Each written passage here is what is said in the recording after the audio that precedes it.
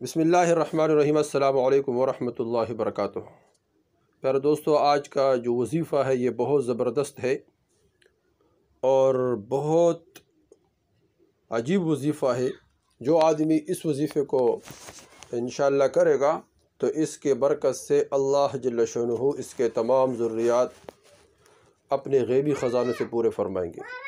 اسی طرح اللہ جل شانہ اس وظیفے کی برکت سے تمام کاروبار کے مشکلات اللہ جل شانہ دور فرمائیں گے۔ اسی طرح اللہ جل شانہ اتنا مال دے گا کہ انسان کو سنبھالنا مشکل ہو جائے گا۔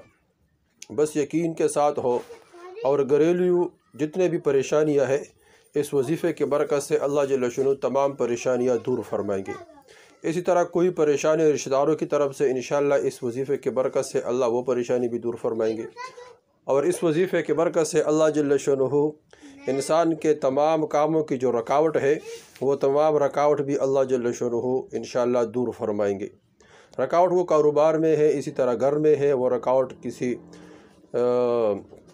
قرض میں ہے اور کسی کو قرض دیا ہے وہ واپس نہیں دیتا ہے تو اس میں کوئی رکاوٹ ہے، انشاءاللہ اس وظیفے کے برکت سے اللہ جل شانہ وہ رکاوٹیں بھی دور فرمائیں گے۔ اسی طرح بدن کی طرف سے کوئی رکاوٹ ہے، بیماری ہے، پریشانی ہے، غم ہے، دکھ ہے، تو انشاءاللہ اس وظیفے کی برکت سے اللہ جل شانہ وہ تمام کے تمام رکاوٹیں دور فرمائیں گے۔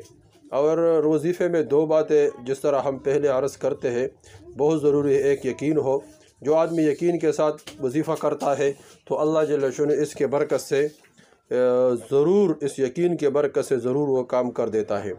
اور اس طرح دوام ہو، ایسا نہیں کہ بندہ 2-3 دن وظیفہ کیا پھر چھوڑ دیا، نہ مسلسل وظیفہ کرے انشاءاللہ۔ ایک تو ثواب بھی ملے گا، قرآنی آیات ہم بتائیں گے، حضور صلی اللہ علیہ وسلم کے فرمان بتائیں گے، وہ بندہ پڑھتا ہے قرآنی آیات، مثال بتا دیا کہ قرآن کہ یہ وظیفہ پڑھو تو انشاءاللہ کام تو بنے گا لیکن اجر بھی ملے گا۔ قرآن کی ایک آیات پڑھ دیا، حضور صلی اللہ علیہ وسلم ایک آیات میں کتنے حروف ہیں۔ یہ سورہ کوثر کا وظیفہ ہم بتائیں گے، اس طرح پہلے کلمہ کا وظیفہ بتائیں گے، یا دو چیزیں اس وظیفے میں بتائیں گے تو حضور صلی اللہ علیہ وسلم نے فرمایا ایک حرف پر 10 نیکیاں ملتے ہیں۔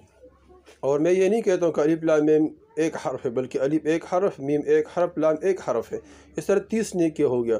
تو سورہ کوثر کا وظیفہ جب ہم کرتے ہیں 11 مرتبہ اس وظیفے کو پڑھتا ہے تو اس میں کتنے اجر ملے گا ہمیں۔ تو اس طرح اس پر کلمہ شریف ہم پڑھیں گے، لا الہ الا اللہ محمد رسول اللہ۔ اللہ کے رسول نے فرمایا جددوا ایمانکم، قیل وما نجدد ایماننا، اپنے ایمان کو تازہ کرتا رہا کرو۔ صحابہ کرام رضی اللہ تعالیٰ نے عرض کیا رسول اللہ کس طرح ایمان کو تازہ کرے؟ اللہ کے رسول نے فرمایا اکثروا من قول لا الہ الا اللہ محمد رسول اللہ، تم لا الہ الا اللہ محمد رسول اللہ کثرت سے پڑھا کرو۔ جو 100 مرتبہ پڑھتا ہے قیامت کے دن قبر سے ایسا اٹھے گا کہ اس کا چہرہ 14ویں رات کی چاند کی طرح چمکے گا۔ اور فرمایا جس نے ایک دن میں اتنا پڑھ لیا، اور اس سے افضل وہ آدمی ہے جس سے زیادہ پڑھ لی۔ تو ایک دفعہ پڑھ لیے، ایک دفعہ پڑھنے سے 4000 نیکیاں ملتے ہیں، 4000 گناہ معاف ہوتے ہیں، اور 4000 درجات انسان کے بلند ہوتے ہیں۔ ایک روایت میں ہے کہ جب بندہ ایک دفعہ اس کلمے کو پڑھتا ہے تو 4000 کبیرہ گناہ معاف ہو جاتا ہے۔ تو یہ بہت زبردست وظیفہ ہم بتائیں گے انشاءاللہ۔ اس کی وجہ سے تمام ضروریات حاجات اللہ غیبی خزانوں سے پورا فرمائیں گے، اور اس کی وجہ سے اللہ جل شانہ رزق کے تمام رکاوٹیں مسائل حل فرمائیں گے۔ بہت آسان وظیفہ ہے، ہر آدمی کر سکتے ہیں۔ رزق تو ویسے بھی وفی السماء رزقکم وما توعدون، اللہ فرماتے ہیں کہ رزق کے خزانے تو آسمانوں میں ہے۔ اس کے بارے میں ایک واقعہ بھی ہے، ایک قوم حضور صلی اللہ علیہ وسلم کے پاس آئی تاکہ ہم اس سے حضور صلی اللہ علیہ وسلم سے کچھ مانگے۔ حضور صلی اللہ علیہ وسلم صبح فجر کی نماز پڑھا رہے تھے، اس میں یہی آیات وما من دابۃ فی الارض یہ آیات پڑھتے تھے۔ تو 2 صحابہ آئے تھے، ایک نے دوسرے سے کہا جب اللہ جل شانہ نے وعدہ کیا ہے رزق کا تو ہم حضور صلی اللہ علیہ وسلم سے کیوں مانگے؟ اللہ سے کیوں نہیں مانگتے؟ راستے میں اللہ سے مانگ لیا، واپس چلے گئے، قوم کے پاس گئے، قوم سے کہا اللہ جل شانہ نے وعدہ کر لیا، یعنی اللہ جل شانہ نے انتظام کر لیا۔ جب وہاں چلے گئے کچھ دیر بعد دیکھا 2 آدمی آئے، ان کے پاس بہت ساری روٹیاں اور زبردست تال میں گوشت، ان سارے قوم نے وہ کھا لیا، اور پھر جو بچا تو قوم کے سردار نے کہا یہ حضور صلی اللہ علیہ وسلم کے پاس لے کے چلے جاؤ۔ پھر اور 2 صحابہ جب آئے حضور صلی اللہ علیہ وسلم کے پاس رکھ لیے۔ حضور صلی اللہ علیہ وسلم نے فرمایا یہ کہاں سے آئے؟ انہوں نے کہا جی ہم نے پہلے 2 آدمیوں کو بھیجا، آپ نے ان کو دیا۔ حضور صلی اللہ علیہ وسلم نے فرمایا کہ مجھے تو پتہ نہیں ہے، مجھ سے کوئی ملا نہیں۔ ان دونوں کو جب حضور صلی اللہ علیہ وسلم نے بلایا پھر انہوں نے یہ سارا واقعہ حضور صلی اللہ علیہ وسلم کے سامنے ذکر کیا۔ حضور صلی اللہ علیہ وسلم بہت خوش ہو گیا۔ اللہ کے رسول نے فرمایا ہاں اگر تم نے اللہ پر اس طرح توکل کیا تو اللہ جل شانہ تم کو اس طرح رزق دے گا۔ تو دوستو اس سے معلوم ہوا کہ اللہ جل شانہ رزق کے تمام مسائل اپنے غیبی خزانوں سے پورے فرمائیں گے، لیکن جب انسان اللہ سے مانگنے والے بن جائے اور اللہ جل شانہ سے رونے والے بن جائے، اللہ جل شانہ کے سامنے دعا کرنے والے بن جائے۔